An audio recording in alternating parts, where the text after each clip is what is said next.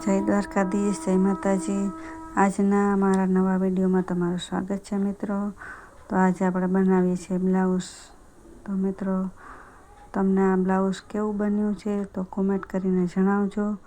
અને આપણે આ બ્લાઉઝની પેટર્ન ઇઝી રીતે બનાવી છે, એટલે તમને આવડી જશે।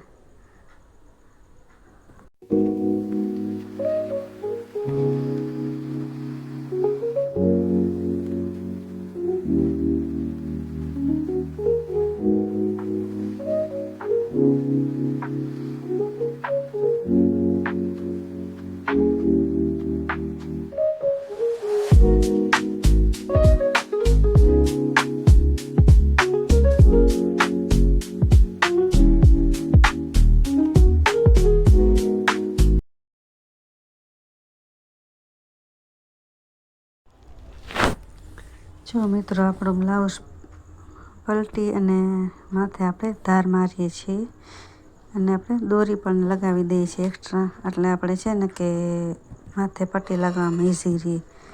તો આપણે દોરી લાગી ગઈ છે અને આપણે માથે ધાર સિલાઈ પણ મરાઈ ગઈ છે। અને આવી રીતે આપણે સિલાઈ કરી લેવાનું અને ઉપરથી કટ કરી અને ફરતે આપણે રાઉન્ડમાં જોઈન્ટ કરી લેવાનું। જોઈન્ટ કરી નીચેથી આપણે પટ્ટી કરી નાખવાની। આવી રીતે પટ્ટી વરાઈ જાય પછી આપણે પાછળથી ટક્સ લઈ લેવાના।